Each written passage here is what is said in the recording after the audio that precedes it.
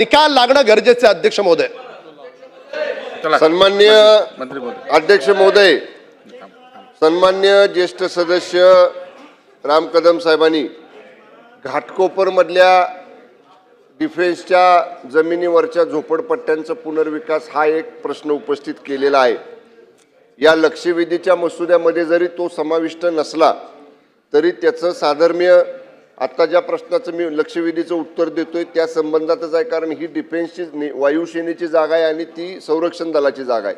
म्हणून मगाशी मी जे उत्तर दिलं की जेव्हा माननीय मुख्यमंत्री महोदय केंद्राच्या लोकसभेच्या अधिवेशनापूर्वी राज्यातल्या खासदार महोदयांच्या बरोबर, केंद्रातल्या मंत्री महोदयांच्या बरोबर राज्यातले केंद्राकडे प्रलंबित असणारे प्रश्न याच्यासाठी बैठक घेतात, माननीय मुख्यमंत्री महोदयांना विनंती केली जाईल की त्यांचा जो अजेंडा आहे केंद्र सरकारकडच्या प्रलंबित कामांचा त्याच्या प्राधान्यक्रमामध्ये अशा ज्या काही विषय आहेत आणि तत्पूर्वी म्हणजे माननीय मुख्यमंत्र्यांकडं ही टिप्पणी ठेवण्यापूर्वी किंवा हा प्रस्ताव ठेवण्यापूर्वी सन्मान्य वरुण सरदेसाई असतील, सन्मान्य राम कदम साहेब असतील किंवा जे संबंधित विधानसभा सदस्य आहेत ज्यांचा डिफेन्स, आर्मी, नेव्ही कुठल्याही संरक्षण दलाच्या जमिनीशी संबंध आहे अशा सन्मान्य सदस्यांची माझ्या दालनामध्ये स्वतंत्र अगोदर बैठक घेतली जाईल, त्याचं प्रारूप तयार केलं जाईल आणि माननीय मुख्यमंत्र्यांकडे ते सादर केलं जाईल.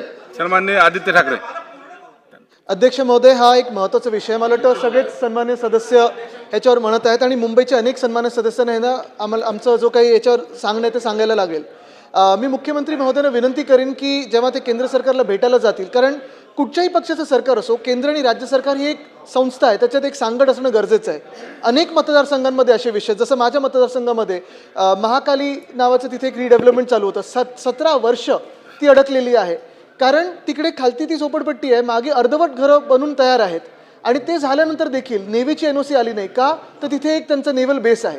हे समजू शकतो मी, पण मग आजूबाजूला ज्या बिल्डिंगी आल्या आहेत, ज्या काही प्रायव्हेट इमारती आहेत त्यांना तुम्ही मुभा दिलेली आहे, त्यांच्यावर काही कारवाई होत नाही. मी हे म्हणत नाही की कारवाई झाली पाहिजे, पण हे महाकाली जी आहे ती कशाला अडली 17 वर्ष. तसंच अंधेरीमध्ये देखील जुहू जो एअरपोर्ट आहे, सन्मान्य सदस्य कदाचित तो विषय मांडतील, पण मी त्यांच्याच बाजूने विषय मांडत आहे. तिथे जी स्लम सोसायटी आहे, झोपडपट्टी आहे, त्यांना देखील 2017च्या निवडणुकीत सांगितलं होतं की तुमचं इन्स्टिट्यू डेव्हलपमेंट इथे होईल. खरोखर हे होऊ शकतं का? एअरपोर्ट अथॉरिटी ऑफ इंडिया देऊ शकेल का? मुंबईमध्ये आपण पाहतोय अनेक अशा वेगळ्या संस्था आहेत केंद्राच्या, मग रेल्वे आहे, त्याच्यात वेस्टर्न एक्सप्रेस आणि हे सगळं आहे, त्याच्यात एअरपोर्ट अथॉरिटी आहे, BPT आहे. ह्या संस्थेंबरोबर सांगड घालण्यासाठी मला वाटतं मुख्यमंत्री महोदयांनी जर आम्हाला सगळ्यांना, मुंबईच्या आमदारांना बोलवून एक बैठक घेतली आणि लवकरात लवकर एक टाइम बाउंड प्रोग्राम इथे जाहीर केला तर मला वाटतं ते मुंबईसाठी बरं होईल. मंत्री महोदय. सन्मान्य अध्यक्ष महोदय, मी मगाशीच सांगितलं या लक्षवेधीचं उत्तर देत असताना ज्या अशा साधर्म्य असणाऱ्या ठिकाणांचा उल्लेख झालेला आहे, मी वरुण सरदेसाई साहेबांचा उल्लेख केला, राम कदम साहेबांचा उल्लेख केला, आता सन्मान्य सविस्तर उत्तर दिलं ना. सन्मान्य अध्यक्ष महाराज ऐकून घ्या ना म्हणून. बरं ऐकून घ्या, उत्तर ऐकून घ्या. उत्तर अरे उत्तर तुमच्या नेत्यांच्याच प्रश्नाचं उत्तर देतोय ते तर ऐकून घ्या.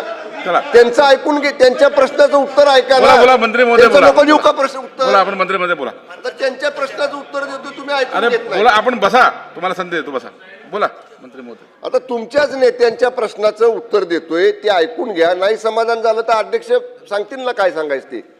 मी मगाशी तेच सांगितलं सन्मान्य अध्यक्ष महाराज, सन्मान्य वरुण सरदेसाई, सन्मान्य राम कदम साहेब आणि आता सन्मान्य आदित्यजी ठाकरे साहेब यांनी जे प्रश्न मांडलेले आहेत त्यांचं लेखी त्यांनी जर माझ्याकडे तशा पद्धतीचं पत्र दिलं तर माझ्या स्तरावरती माननीय मुख्यमंत्र्यांकडे प्रस्ताव दाखल करण्यापूर्वी आम्ही बैठक घेऊ, सन्मान्य सदस्यांचा विचार त्याच्यामध्ये समाविष्ट करू, विभागाच्या अधिकाऱ्यांना त्याच्या संदर्भामध्ये बोलवू आणि कशा पद्धतीनं पॉइंटेड म्हणजे आपल्याला ना हरकत केंद्राची मिळाली पाहिजे आणि हे प्रकरण हे झोपडपट्टी विकासाचे प्रकल्प पुढे गेले पाहिजेत यासाठी जी सकारात्मक पावलं उचलायची पर्याय 1, पर्याय 2, पर्याय 3 आपल्या गृहनिर्माण विभागाच्या स्तरावर आपण तयार करू, माननीय मुख्यमंत्री महोदयांकडे ते सादर करू आणि माननीय मुख्यमंत्री आणि उपमुख्यमंत्री एकनाथजी शिंदे साहेबांना विनंती करून केंद्राकडे टॉप प्रायोरिटीवरती या सगळ्या प्रकरणांचा फॉलोअप केला जाईल. चला शेवटचा अध्यक्ष महोदय, माझी मूळ लक्षवेधी होती त्यावर मला उत्तर मिळालं नाही. भातखळकर साहेब, तुम्हाला देतो नंतर. त्यामुळे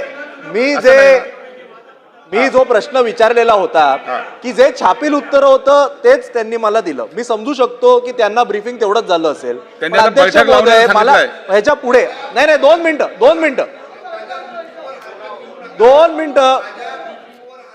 नाही, पण मला तुमचा प्रश्न अधिकार आहे ना, तो अधिकार मला आहे ना, पण तो अधिकार मला आहे ना, तो अधिकार मला आहे ना,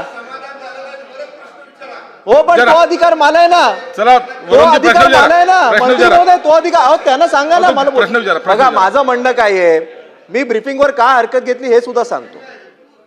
माझं काय म्हणणं आहे की गेल्या वरच्या सभागृहामध्ये खुद्द मुख्यमंत्री यांनी याच्यामध्ये जे छापलं नाहीये त्याच्या पलीकडे जाऊन सांगितलं होतं की 50% जागा हे शक्य नाही, म्हणून आम्ही पर्यायी जागा ही कदाचित त्यांना पालघरला द्यायचा विचार करतोय. पण त्यावर आम्हाला कुठेच उत्तर मिळालं नाही. आणि म्हणून माझा हे काय आहे की एक सचिव इकडचं सचिव पत्र देतो त्याला. आपण pointed प्रश्न विचारा. पॉइंटेड प्रश्न असा आहे, किती दिवस आपण सचिवांची पत्र खेळत बसणार. मला टाइम बाउंड उत्तर हे हवं होतं. 2017 पासून या विषयाच्या लक्षवेधी लागतायत. आज परत एकदा या सभागृहात हेच उत्तर मिळालं की आम्ही हे पत्र देऊ, आम्ही ही बैठक घेऊ, आम्ही ते करू. मुख्यमंत्री स्वतः तेच आहेत, त्यांना या प्रश्नाची संपूर्णपणे माहिती आहे. माझं एवढंच, मी पोटतिडकीने केवळ त्याच्या पुनर्विकासासंदर्भात विचारतोय. प्रश्न घ्या. माझा पॉइंटेड प्रश्न हा आहे, काही टाइम बाउंड आम्हाला उत्तर मिळू शकेल का की बाबा 6 महिन्यामध्ये, वर्षभरामध्ये आम्ही या जमिनीचं हस्तांतरण हे महाराष्ट्र सरकारच्या नावावर करून घेऊ किंवा आम्ही NOC मिळू. मला केवळ टाइम बाउंड उत्तर मिळेल का, बैठक घेऊ आणि आम्ही पत्र घेऊ, हे टाइम बाउंड उत्तर झालं नाही. चला. एवढा माझा प्रश्न. मंत्री महोदय, सन्माननीय अध्यक्ष महोदय, आता मला याच्यामध्ये अधिक खोलात जायचं नव्हतं, पण जेव्हा आता माझ्याकडं अपुरं ब्रीफिंग आहे, अपुऱ्या ब्रीफिंगमुळं त्यांच्याकडे जेवढं ब्रीफिंग आहे तेवढंच उत्तर देत आहेत. मला नम्रपणानं सांगायचे, 2019 ते 2022 या 2.5 वर्षामध्ये या प्रकरणाचा एकदाही पाठपुरावा तत्कालीन राज्य सरकारनं केंद्राकडं केलेला नाही. ऐका ना, आता काय मी उत्तर देतोय ना, मी उत्तर देतोय.